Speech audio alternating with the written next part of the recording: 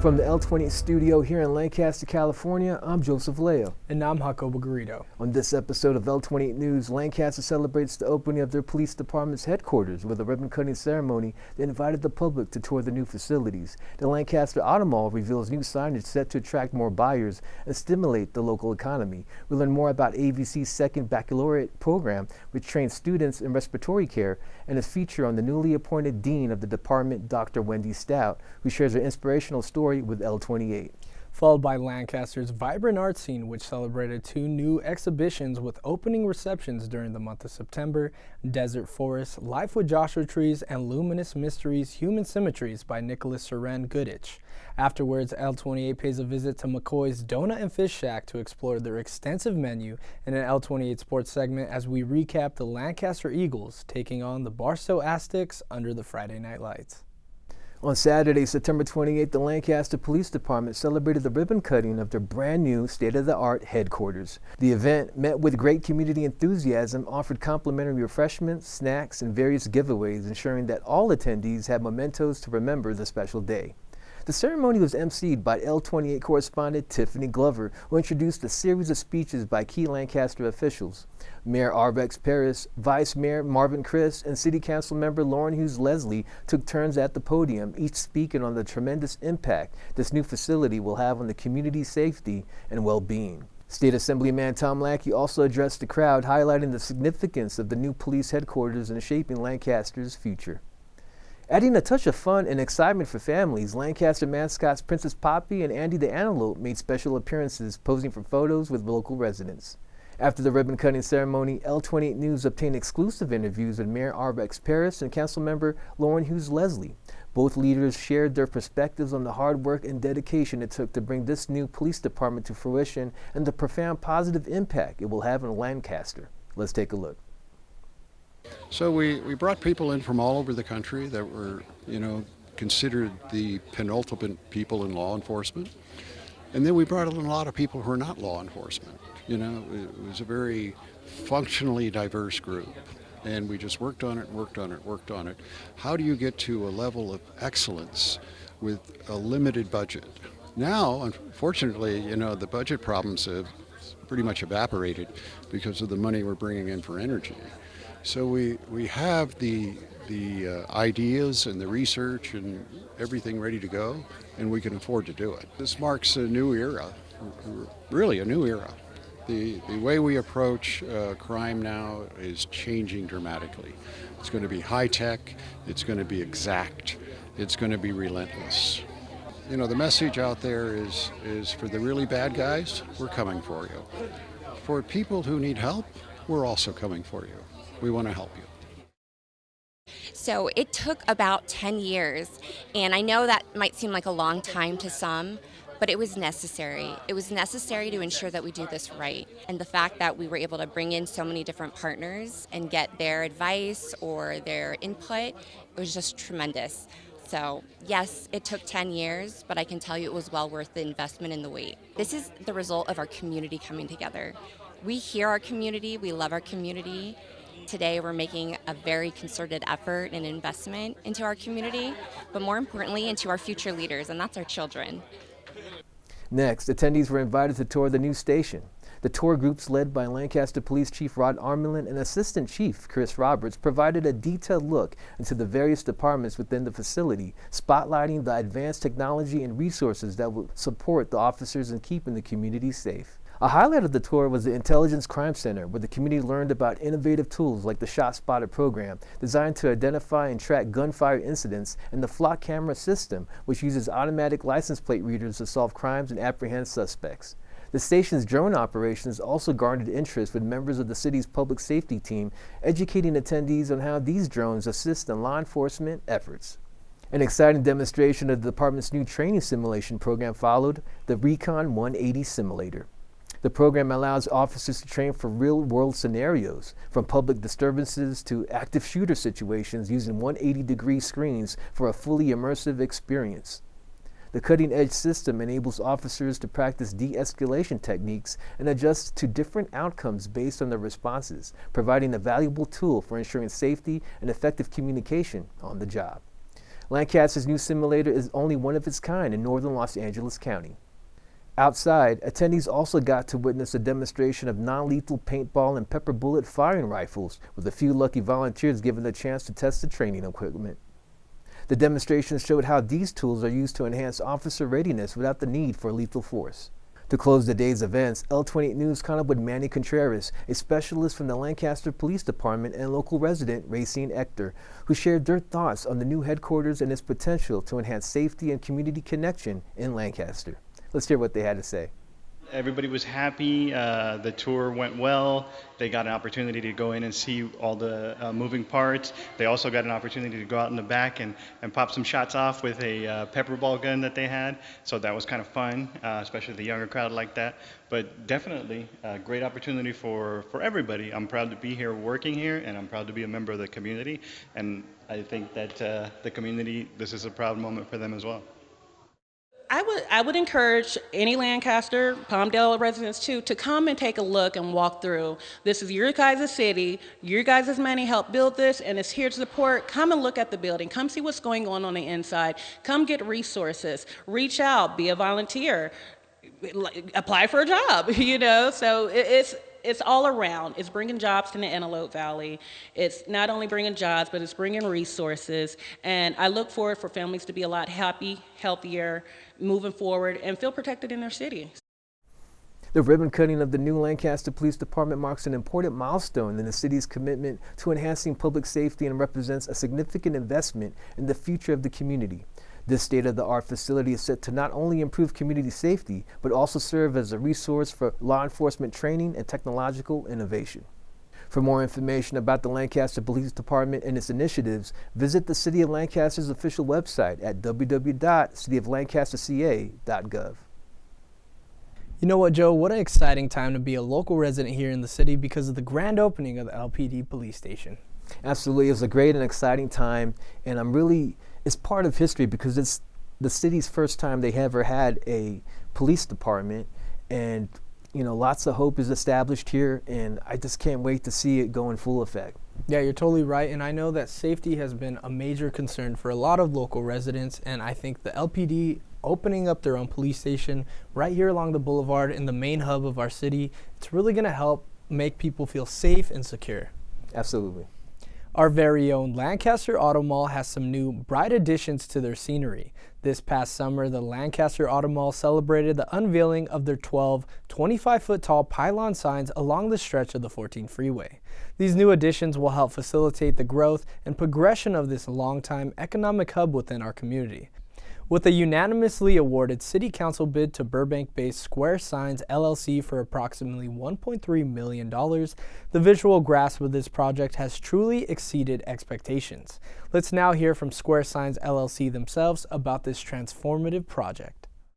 If anybody is interested in contacting, you can put frontsigns.com, go to our website, request a quote, and we'll do the best to help to boost your business and to make it visible to everybody who passes through it.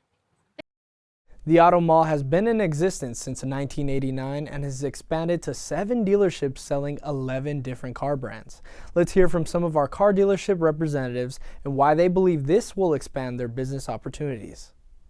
I think it's great, and we've been waiting a long time, and it's been a hard-fought battle with the help of the city getting it handled for us, and we really appreciate it and look forward to more growth in the future. And keep the local tax dollars here in the Antelope Valley area, because it represents all the car dealerships that we have that the community did not know at once upon a time. Well, I think the big thing is Lancaster is like the big little city. You have every brand just about. We have tons of brands, a lot of great dealers, a lot of great people in the community that live here and work here. And we're going to make sure we find the right car for you. We have a lot of selection, a lot of cars between all the dealers. And our job is just to take care of you, the customer, and the people in the community and outside the community, for sure. I think it's great. I think that we need to do everything we can to let people that live here know what we have to offer. It's one thing to drive by and there's a car dealer there. It's another thing to drive by and see 10, 11 different brands right there. So you don't need to go over the hill. You don't need to shop. You can live and work here. You know what, Akobo, what a great ribbon cutting and what a great an attractor for all the dealerships in Lancaster. It definitely is an eye catcher. Every time I drive into the office, I pass the 14 freeway going north, so I'm always seeing the auto signs, but they really shine at night.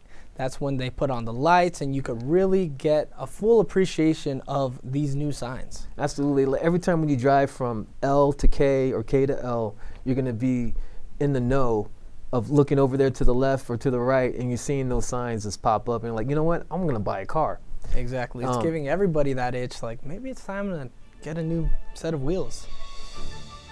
Don't go anywhere. When we return from the break, we'll be covering AVC's new educational pathways as the institution offers their second ever baccalaureate degree program in respiratory care, followed by coverage of the newly appointed Dean of Respiratory Care, Dr. Wendy Stout, who shares insights into her personal and professional journey.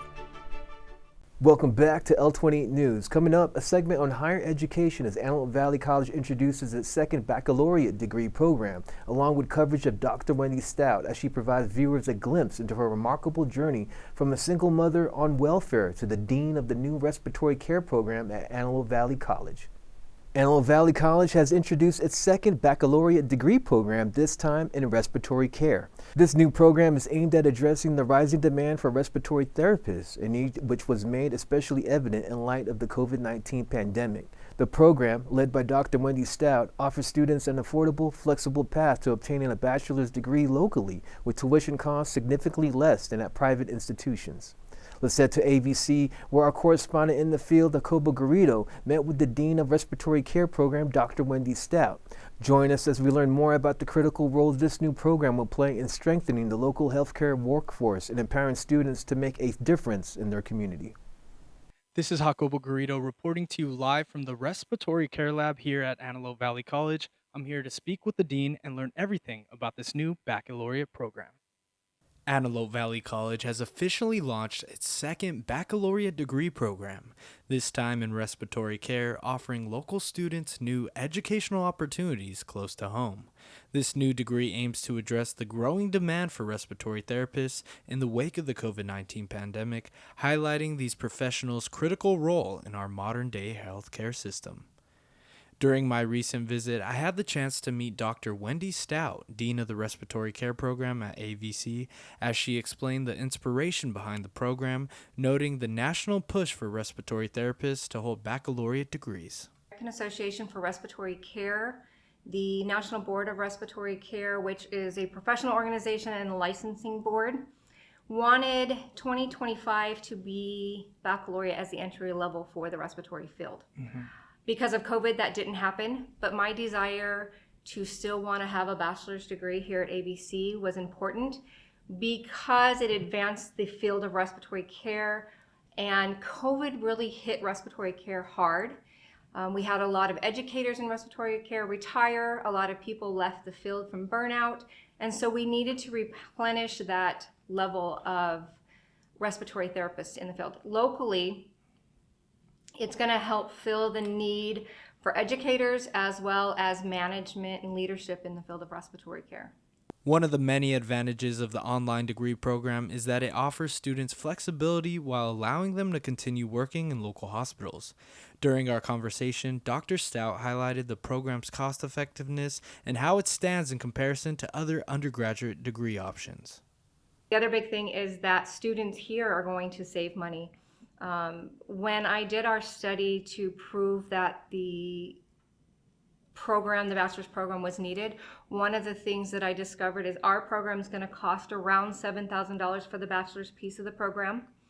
And if you were to go to a private school, you're going to pay about $36,000 to go to those schools. And the majority of my bachelor's students are those that graduated from the associate's program and get to move right into the program. They get to go to work, make money for them and their families, and continue their education because the program is completely online. So we are 100% online for the baccalaureate program.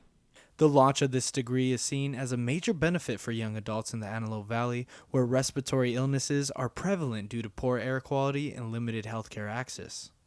One of the things that I find is that our air quality here is pretty poor because we sit in this dust bowl and we get all the smoke from all the fires all the way around us. We get the smog from all the way around us, and it just likes to sit here. And so we do end up with a lot of that. A lot of research also says that since we are a lower income area, we get a lot more asthmatics. By providing an affordable path to higher education without the need to travel, the program opens doors for students to enter the professional workforce, make a meaningful impact on their communities, and further their education. It also helps ensure a strong future workforce in respiratory care. Whether you want to further your education or join the respiratory care program here at Antelope Valley College, there's always time to come and check it out. This has been Jacobo Garrido reporting for L28 News. I'm going to throw it back to you guys there in the studio. Thank you, Okobo, for that great segment, and thank you, Okobo, for joining us today. Joe, you were there with me when we went to AVC to see the respiratory care lab, actually, and it was really such a, eye-opening experience because you don't really realize how impactful it is to have another second baccalaureate program here at AVC, because a lot of the students were having to commute all the way from Northridge to wherever they're attending college, and this just gives them more opportunity to gain that 4-year degree here in Antelope Valley and actually use it at one of the hospitals. I'm really taken back and impressed by AVC's efforts to improve the quality of life, cutting out that commute time and giving the opportunity for students to get that bachelor program. Yeah, speaking of opportunity, giving the opportunity to local students here in the Antelope Valley, whether you're from Lancaster, whether you're from Palmdale, wherever, now you have an opportunity to actually obtain a 4-year degree, which oftentimes can cost up to like 3 to 4 times more at a private institution. So really big shout out to AVC for adding another baccalaureate program, and this one in the respiratory care. Dr. Wendy Stout's inspiring journey from a single mother on welfare to being the newly appointed Dean of Respiratory Care Program at Antelope Valley College is a story of perseverance, resilience, and dedication to her community. Born and raised in the Antelope Valley, Stout began her academic career at AVC in 2004 to become a nurse. However, when Stout discovered that one of her sons was suffering from severe asthma at a young age, she knew she had to find the best way to help him. This sudden hardship fueled her passion for healthcare and pushed her to pursue an education that would allow her to support her family. When she learned about AVC's new respiratory program, she shifted her focus, becoming part of the first graduating class in 2008. As a single mother of 3, Stout faced immense challenges, balancing her studies, work, and family life. Financially strained, she worked her way through the program while caring for her family. After completing her degree, she began working as a respiratory therapist and pursued a bachelor's degree at Cal State University Northridge and commuted from the Antelope Valley. In 2003, I became a single mom with 3 kids, no education past my high school education, and I had to support my kids. I was on welfare and I hated it. I just knew I didn't want to stay on welfare, and I needed a way to support my 3 kids. The middle one had severe asthma. I actually applied for both the nursing program here at AVC and the respiratory program here at AVC. And I became part of the first class of the respiratory program. Even though I got accepted to both, I chose the respiratory program. And as a single parent, I struggled through the program and I worked my way through it. The dean at the time, Dr. Karen Cowell, encouraged me to go on and get a bachelor's degree. Financially, I couldn't afford a bachelor's degree. There weren't as many financial aid opportunities at the time because I did start working. I had started working as a respiratory therapist right away. And so I went to CSUN. I had to travel all the way down to Northridge, plus my work schedule, plus take care of my kids. But I did get my bachelor's degree. Stout's drive to give back to her community led her to teach at AVC, where she shared her struggles and triumphs with her students. Her story serves as a beacon of hope for local young adults who, like her at the time, may be uncertain about their futures. Dr. Wendy Stout emphasizes that higher education is achievable with the right support and motivation. Today, she continues to inspire her students, many of whom are single parents or working while studying. Let's hear more about Stout's journey and how she hopes her story can empower the next generation of healthcare workers. As the department's newest dean, Dr. Wendy Stout hopes to expand the opportunities available to students, helping them to avoid the same financial struggles that she faced. Her story is a testament to the power of persistence and a reminder that anything is possible with determination and the proper support from the community. It's nice to have those goals that you know exactly where you want to go, but going to a community college allows you to expand your knowledge and see what is out there and what excites you, because if something excites you, you're going to be able to move forward. One of the things as a teacher that I asked, because I always got the first year respiratory students into my classroom, one of the first things that I asked them is, why are you choosing this? What is your motivation? Because if you have a motivation, even if it's the money at the end, it is a motivation that gets you through some of those hard moments. You know what, Akobo? What a great inspiration by Dr. Wendy Stout. I mean, through her adversity, she creates her own opportunities. Exactly, and her life was a real life scenario. Literally everything that she tells her students, she has the experience, right? She would commute to Cal State Northridge to get her 4-year degree. This was way before they even had the idea of making the baccalaureate degree program here at AVC. So that's why she felt the need that we need to push for this, because it's giving all these local students the opportunity to not only afford it, but you know, sometimes it's hard juggling life. Maybe you might be a parent, you might be working, but to also commute. So they're really doing a great service to all these young adults and students at AVC. Yeah, and just ditto on that, emphasizing that Dr. Wendy Stout is definitely a mentor to her students, and she could definitely teach her students things that are not taught in the textbook. She is a real life person, and she relates to her students. You're totally right. So we want to give a big shout out to Dr. Wendy Stout and everyone at the AVC Respiratory Care Program. When we return from the break, L28 News covers local arts as the Museum of Art and History welcomes the Desert Forest, Life with Joshua Trees, an exhibit that brought awareness to the iconic endangered species. Afterwards, we look at Luminous Mysteries, Human Symmetries by artist Nicholas Soren Goodich, which made its home at the MOAH CEDAR during the month of September. Thank you for tuning in to L28 News. Next, the team will be talking about the latest additions to Lancaster art galleries as the MOAH unveiled Desert Forest, Life with Joshua Trees early in September, and Nicholas Soren Goodich's exhibit Luminous Mysteries, Human Symmetries, housed in the MOAH's sister gallery, the MOAH CEDAR.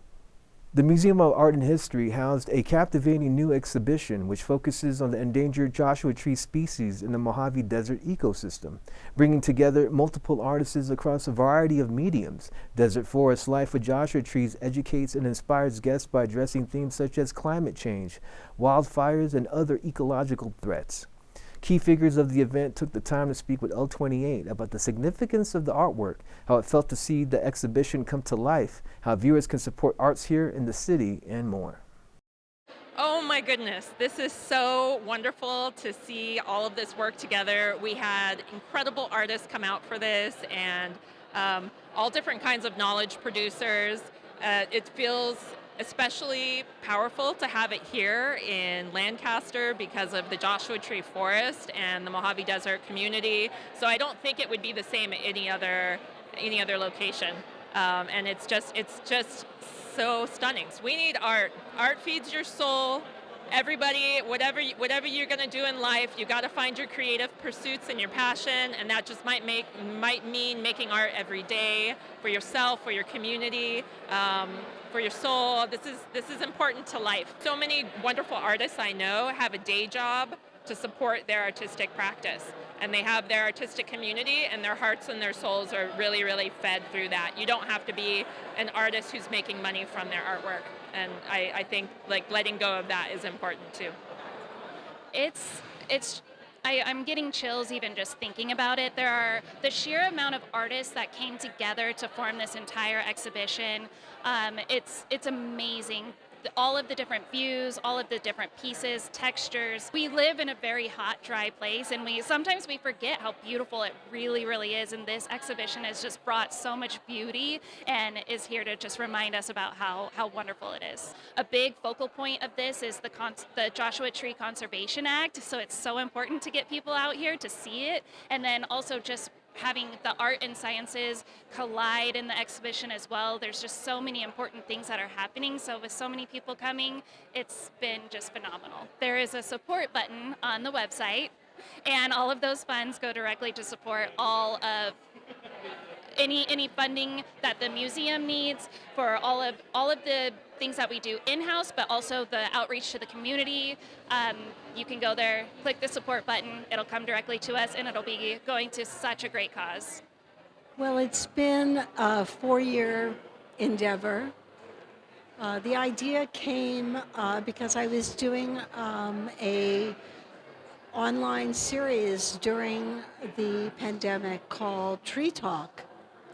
And it was Artists Speak for Trees. And I did a program about Joshua trees and thought, there should be an exhibition.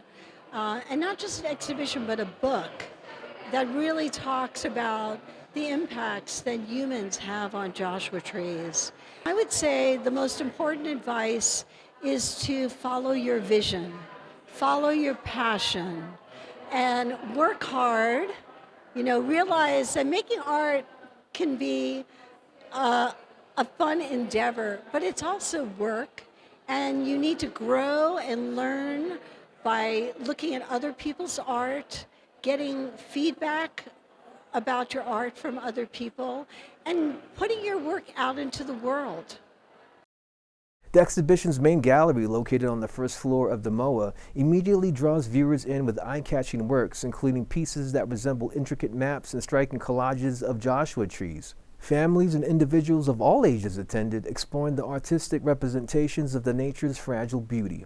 The second floor offered an equally impressive experience where guests could journey through different galleries, discovering even more thought-provoking collections. One particular room that stood out resembled an office, complete with a desk, evidence board, and a meticulously arranged trash can containing crumpled scraps of paper.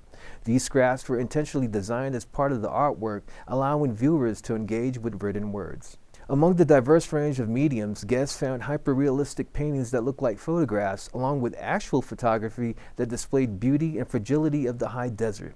The Department of Floristic Welfare was also present, offering a deeper dive into the conservation efforts surrounding the desert forest, while the Bureau of Linguistic Reality shared knowledge about various languages. Free tarot readings intrigued visitors while in the museum's classroom. Another activity allowed visitors to take part in an artistic workshop, creating their own Joshua Tree-inspired pieces and adding a personal connection to the important environmental themes woven throughout the new exhibit. L28 News had the opportunity to speak with Nuri Amanatullah, the art director and coordinator for the HCA, during the interactive workshop. Amanatullah shared more about his nonprofit and the work they do, along with how the community can support them and more. Let's take a look. So we partner with a number of affordable income housing communities in the Lancaster area. What we've done here today as part of the Desert Forest Life with Joshua Trees exhibition is we have residents from 6 different communities in Lancaster and Palmdale who created as close to life-size sculptures out of styrofoam of local flora and fauna of the Mojave Desert. Yes, so you can check out our organization at hcahousing.org. And if people want to know more, that's a great way to check us out. We do, in addition to on-site programming, we also do an annual scholarship program that's free for all of our residents to attend. We try and eliminate any barriers or boundaries to creation as possible. So if folks live on site, we provide the materials and we provide the instruction, and all they have to do is show up. To stay up to date with all things going on in Lancaster's art galleries, be sure to scan the QR code shown on screen. The Museum of Art and History's sister gallery, MOAH CEDAR, hosted an awe-inspiring exhibition by Nicholas Soren Goodich titled Luminous Mysteries, Human Symmetries. The gallery itself underwent a striking transformation to accommodate the intricacies of Goodich's works. Windows were blocked off to eliminate natural light, and overhead lighting was meticulously adjusted to enhance the presentation. These modifications created an ideal setting for Goodich's multi-dimensional pieces, offering a one-of-a-kind viewing experience. Let's take a moment to hear from the artist who shares his story and how it's impacted his work. Goodich also shares words of encouragement for aspiring artists, along with how viewers can see more of his portfolio. Let's head to the MOAH CEDAR for more. I make paintings on glass, and sometimes they're layered onto canvas, or they're in, like this piece here, in frames that have lights in the frame, and they're two-sided, so that becomes like a form of architecture or sculpture, or also public art. If you have the intuition, the idea, the feeling that you want to make art, you should do it. And you don't do it for other people. I mean, you might do it for your friends and your family, right? But you do it for yourself, and you do it because it's something that you find meaning in for you. Take as an example that this body of work of mine is about healing from the trauma I was in being in addiction and homelessness, right? And so I say that to say that it's about knowing yourself, because that's how the real healing occurs. Just really allow yourself to really enjoy it and feel it and learn from it. I'm at Luminous Public Artist on Instagram, and then I have a website, nicholasgoodich.com. It's NIKOLASGOODICH.com, and you can see lots of work. Yeah. Each of Goodich's works invited guests to explore its layers from various angles. Using a unique process, he combined canvas, plexiglass, and regular glass to produce multi-layered, mirrored artworks that varied in shape and size. The exhibition was visually pleasing with pieces that captivated attendees with their depth and complexity. LED strips added throughout the works added to their vibrancy, illuminating the pieces and highlighting their intricate details. During the opening reception, Goodich took the time to personally guide attendees through the galleries, sharing the inspiration, history, and passion behind each piece. His walkthrough sparked engaging conversations as guests offered their own interpretations and insights, praising the artist's innovative approach. The exhibit's overarching theme of symmetry connected the pieces, yet no two works were alike. The diverse color palettes of each piece complemented the transformed gallery walls, infusing the space with new energy. For art enthusiasts eager to see more of Goodich's work, his website nicholasgoodich.com offers further insight into his artistic journey and allows visitors to support his career. You know what, Akobo? Shout outs to the MOAH and the MOAH CEDAR for these two new exhibits. They're looking really great and intriguing. So if you're an art fan here in the city of Lancaster, you got to make sure to visit the MOAH CEDAR and the MOAH for more. Thank you for joining us today. When we come back from the commercial break, today's episode will be concluding with a visit to McCoy's Donut and Fish Shack as L28 takes a deep dive into all that they have to offer. In L28 sports coverage of Friday Night Lights as the Lancaster Eagles take on the Barstow Aztecs in an intense football matchup. Congratulations on joining L28's Watch Till the End Club. Coming up, the team visit McCoy's Donut and Fish Shack for a deep dive into the menu and the creative minds behind the iconic establishment, followed by a recap of high school varsity football as L28 Sports brings viewers a recap of Lancaster's High's face-off with Barstow High School in a much-anticipated matchup. When it comes to pastries, baked goods, and donuts, our city of Lancaster has a cornucopia of sweet and savory delights available to choose from. Whether it's caramel pastries serving authentic desserts, the playful indulgence of Floridanas, or the creative culinary creations of Monster Donuts, there's truly something for every craving around. But just when you think you've explored every corner of the culinary landscape, there's another hidden gem that's sure to surprise and delight. Nestled at the corner of 20th Street and West and Avenue K, McCoy's Donut and Fish Shack is redefining what a donut shop can be. This one-stop shop makes it possible for visitors to enjoy fresh fish and chips for lunch and a warm, fluffy donut for dessert. Their menu is a unique fusion that brings together comfort foods in a way that Lancaster has never seen before. Join me as we take you on a mouth-wandering journey into the world of McCoy's that will have you rethinking what's possible at a donut shop and wanting more. Who said fish and donuts can't hang? I'm Joseph Leo from L28 News, and we're about to speak to the owner, Steve, to talk about all the fish and chips and all the selectors you can get here at McCoy's Donuts and Fish Shack. My name is Stephen Wayne Smith, McCoy. I'm the owner of McCoy's Fish Shack and Donuts. You come in and you can buy a dozen donuts, and I have a seating outside, and you can kind of at least have time out of the house. With over 15 years of business experience in the background as a former Navy man, Steve has turned his passion for food into a colorful culinary oasis right here at 44405 Valley Central Way. The Shack is not just a mere donut shop, it's an experience.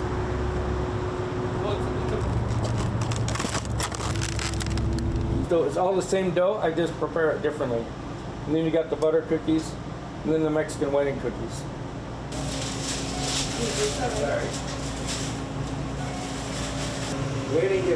What's your name? Adriana. Adriana, how long you been working here? 10 years. Adriana, who spent a decade learning the art of baking under Steve's guidance. Together, they whip up everything from mouth-watering shrimp boils to decadent donuts, ensuring there's something for everyone. I make good stuff. If it wasn't good, I wouldn't make it. Step inside and you'll be greeted by a vibrant atmosphere, complete with a life-sized Homer Simpson, and of course, the iconic giant pink donut that beckons passersby along 20th Street. When the economy goes down, donut shops are actually going to do good because you get that experience. And because, you can't always spend 100, 150 bucks to go out. This isn't just a place to grab a bite. It's where friends gather, families celebrate, and memories are made, with a menu featuring not only donuts, but also fish and chips, bagels, burritos, and more. Steve has truly created a one-stop shop for deliciousness at all reasonable prices. Steve embodies dedication and commitment. He believes in grassroots advertising and the power of word of mouth. You can find him engaging with the community and sharing his passion on Instagram at McCoy's Donuts and Fish. The place is a nice, clean place. You're not going to find any donut shop cleaner than this one. And just come with your kids and try it out. There's a lot of things to choose from. You can buy just donuts or you can expand to other things. I make sandwiches, I make hamburgers, I make pizza. I know it sounds like a lot, but believe me, it's not like most places where you have a big variety and everything comes out of the freezer. It's not like that. Whether you want something sweet or savory, come to McCoy's Donuts and Fish Shack, where you can get everything from the spectrum, from French fries, fish and chips, donuts, and even a shrimp boil. I'm Joseph Lair for L28 News, and I'm going to send it back to you guys in the studio if I can get out of this donut. Anticipation was at an all-time high as the Barstow Aztecs faced off against the Lancaster Eagles in a much-anticipated rematch to kick off the 2024 football season. Ranked significantly higher in Max Prep's California football standings, 208th to Lancaster's 417th, Barstow entered the game with confidence, and it showed on the field. Nicholas Gaioa had a standout performance, rushing for 94 yards and scoring 2 touchdowns. His dominant display secured the Aztecs win and set a new personal best for rushing yards. Just as crucial in securing the dub was Dwayne Williams, who also played an essential role, rushing for 79 yards on just 6 carries. But it wasn't just the offense keeping the Aztecs in the game. Their defense was relentless, forcing 3 critical fumbles that kept the momentum in their favor. Damari Perryman and Gaioa each recovered a fumble, while Gaioa also forced a turnover and made 2 key tackles. Despite the loss, Lancaster's Jason Wilson delivered an impressive performance, rushing for 95 yards and a touchdown while throwing for another 94 yards and a score. However, it wasn't enough to overcome Barstow's collective effort. After the game, our L28 sports correspondent Angel Stephenson caught up with the Eagles' standout QB for his thoughts on the matchup and the season ahead. Let's head to the Lancaster High School football field for more. And as you look towards the season ahead, do you have any tactics that you're looking to employ to make you guys a step above where you are today? Just got to work hard at practice, play around too much, and you really practice how you play. So we just got to lock in at practice and all that. And this is your first time playing under Coach Lewis. How did it feel to play under a new coach and find your footing? It's like a whole different program. Last year, it was just like a whatever program, but now we have like a coach that played at D1 football and come to like a D12 school and then try to change the program. Just getting used to it. Got a good feeling about it, though. I'll shout out to my brother Javon in Vegas. Love you. With this win, Barstow improved to 2-0 and extended their road win streak to 5 games dating back to last season. The Lancaster Eagles start the season with an 0-1 record, looking to bounce back. To stay up to date with varsity football here in the city, be sure to stay tuned to L28 Sports as we continue to bring you the action all season long. You know what, Kobo? Even if they didn't win, their heart and passion was left on the football field. So shout outs to the Lancaster Eagles for giving that effort. And shout out to Jermaine Lewis, the new head coach of the Lancaster Eagles. And thank you for tuning into the City of Lancaster's news. I'm Joseph Leo. And I'm Jacobo Garrido, and this has been L28 News.